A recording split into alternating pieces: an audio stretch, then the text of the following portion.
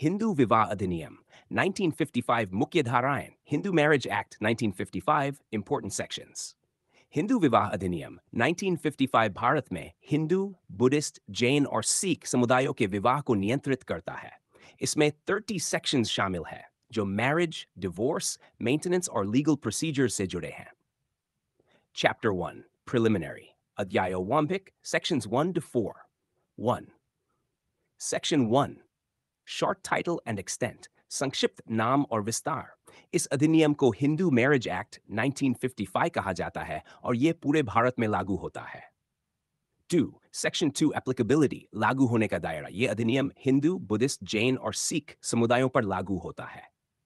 3 section 3 definitions परिभाषाएं। इसमें Hindu, marriage, सपिंडा relationship आदि की परिभाषाएं दी गई हैं।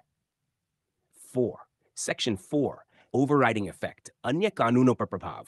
यदि कोई अन्य लॉ इस अधिनियम से टकराता है तो हिंदू मैरिज एक्ट प्रभावी होगा। चैप्टर 2 कंडीशंस फॉर मैरिज अध्याय 2 विवाह की sections 5 to 8 5 section 5 essentials of a valid marriage वैध विवाह की शर्तें। वैध है यानी विवाह के समय कोई और पति पत्नी जीवित नहीं होना चाहिए। मेंटल साउंडनेस आवश्यक है जिससे दोनों पक्ष कानूनी सहमति दे सकें। मिनिमम एज पुरुष के लिए 81 वर्ष, महिला के लिए 8 वर्ष। प्रोहिबिटेड डिग्री ऑफ रिलेशनशिप में विवाह अवैध होगा जब तक कि उनकी परंपरा अनुमति न दे। 6 सेक्शन 7 सेरेमनीज ऑफ मैरिज विवाह की रस्में। विवाह हिंदू रीति रिवाजों के अनुसार होगा जिसमें सप्तपदी 7 फेरे आवश्यक हैं। 7 सेक्शन 8 रजिस्ट्रेशन ऑफ मैरिजेस विवाह का पंजीकरण। विवाह का रजिस्ट्रेशन कानूनी मान्यता के लिए आवश्यक है। Chapter 3 void and voidable marriages अध्याय 3 शून्य और शून्यकरणीय sections 9 to 12 8 section 9 restitution of conjugal rights वैवाहिक अधिकारों की पुनर्स्थापना। यदि पति पत्नी बिना कारण सेपरेशन कर लेते हैं तो दूसरा पक्ष कोर्ट में शिकायत कर सकता है। 9 सेक्शन 11 void marriages शून्य विवाह। बिगमी या प्रोहिबिटेड रिलेशनशिप में किया गया विवाह शून्य होगा।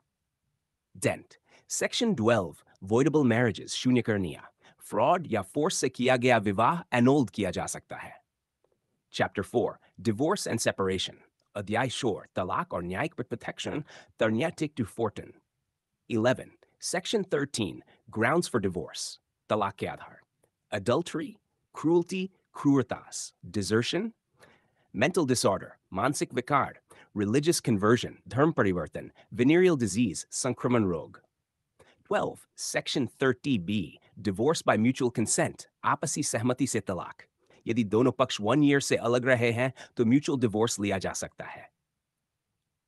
Chapter 5 Maintenance and alimony of 5 भरण पोषण और गुजारा भत्ता sections 24-25 Section 24 Interim maintenance अंतरिम भरण पोषण कोर्ट प्रोसीडिंग्स के दौरान मेंटेनेंस दिया जा सकता है।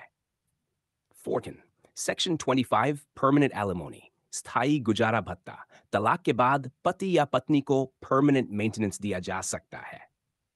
चैप्टर 6 सिलेनियस अध्याय 6 विविध प्रावधान sections 26 section 26 custody of children बच्चों की अभिरक्षा तलाक के बाद बच्चों की कस्टडी, एजुकेशन और वेलफेयर का निर्णय लिया जाएगा। 6 section 30 repeal of old laws पुराने कानूनों की समाप्ति पुराने हिंदू मैरिज लॉज को रिपील किया गया। कंक्लूजन हिंदू मैरिज एक्ट 1955 विवाह, तलाक और भरण पोषण को नियंत्रित करता है। लीगल राइट्स की जानकारी होना जरूरी है ताकि विवाह संबंधी डिस्प्यूट्स को हल किया जा सके।